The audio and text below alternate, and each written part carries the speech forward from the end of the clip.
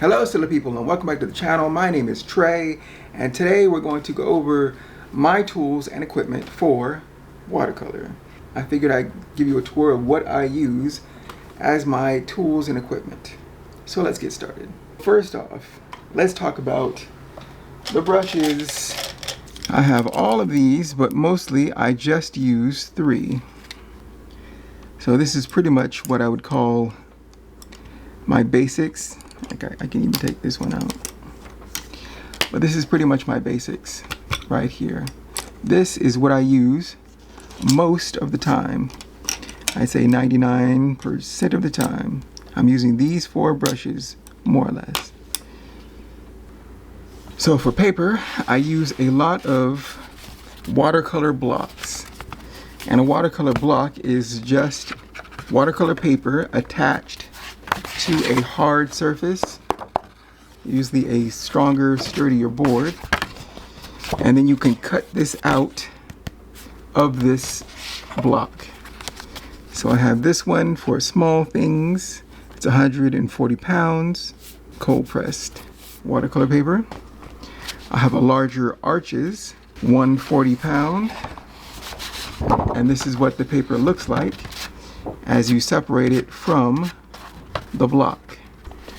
A Winsor & Newton, well, these are arches. So I try different ones to see if I like certain papers, certain styles. Sometimes they can come off easily from the block, and I try to test out different tools and equipment. But that is the block paper. So watercolor usually comes on large sheets. But what I do is I cut them down to a more manageable size. So this is cut into 4ths. And so a watercolor paper, this is 140 pounds. And on the front, so I have 140, 140, this is the front. And I mark that 140 front. So I know which side is the back side, which side is the front side. And you'll notice these red and blue lines. And this is what I use so that if I'm going to, we can talk about paper tape. When I board them, I have gummed paper tape. And this is what it looks like. A very used roll. Gummed paper tape is what I use. This is what these lines are for. I want the paper tape to go to the red line so that I can, when I board it, I know where I'm boarding it to. And then I paint areas within the blue and give it a slight border, but sometimes I'll go all the way to the red, but always cut at the end to this red line, which is what I use for the gummed tape for. I have this Bristol template that I made so that I know where my red lines are and my blue lines on the inside. So I made a little cheat sheet so that I can do paintings quicker. So this is each of these little sheets are just a large sheet folded in half and then folded in half again. So the half looks like this. This is a half sheet, larger than these quarter sheets. Again, I have a template with the red lines and the blue lines. For containers or holders for the colors, I have these as my, I guess, starter sets. I use this all the time, pretty much. This is my oldest one. I have now degraded these to gouache, and for texturing with a toothbrush and gouache to spray little texture marks on paintings. These I use most often. This one I use for large areas. So if I fill it that makes a lot of water and a lot of coverage, right? So this is coverage vat. Maybe all the colors, if I want all the reds, all the browns, all the blues, all the purples, all the greens, a light and a dark, I can do that from here. Here I have, when I do characters, I usually do the characters from this. I usually make certain character colors and then I paint those colors. And that's my little palette thingies. My reds, my light greens, dark greens, my golds and yellows, my light browns, light purples,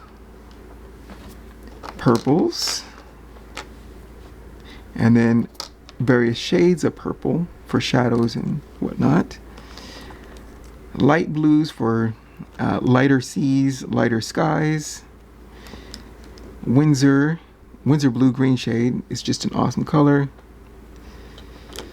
darker Prussian blue, indigo blues, and then boosters for the blues. Well, that is all my colors.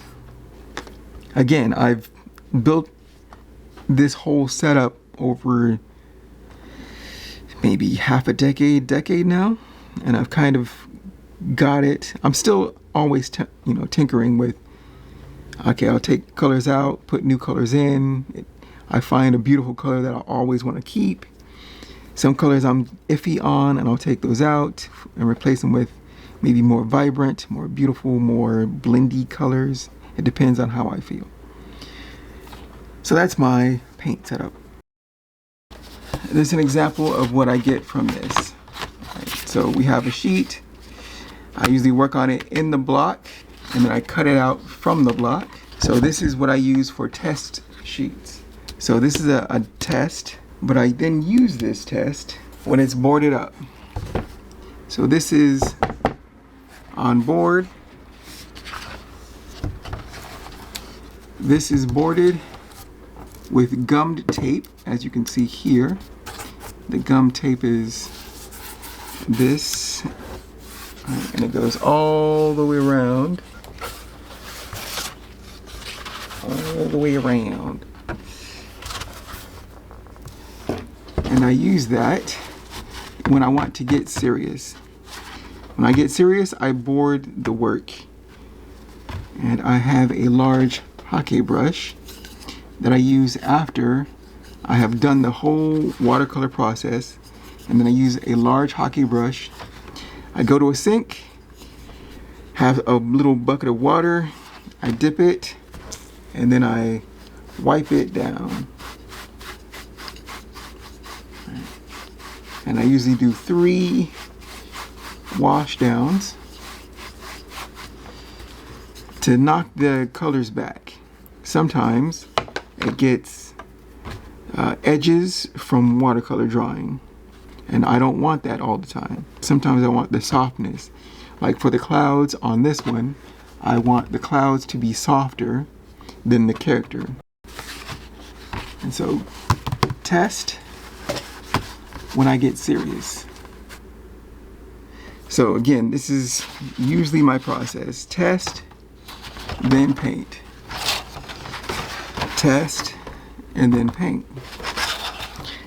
Test when I get serious. Now this one's in, I would call in the middle. Somewhere in the middle end.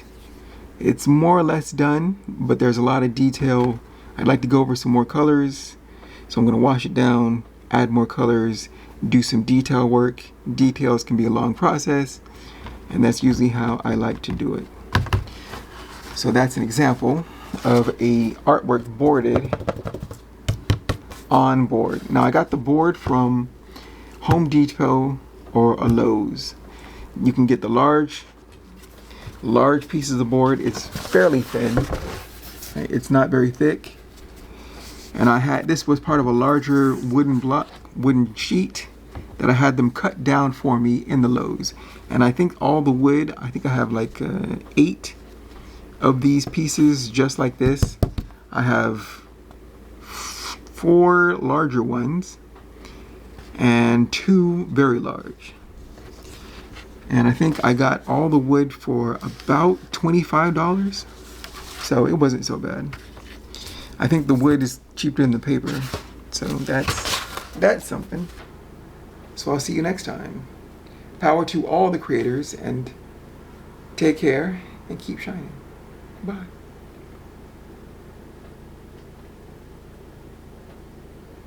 I feel like I'm on a small world. Anywho.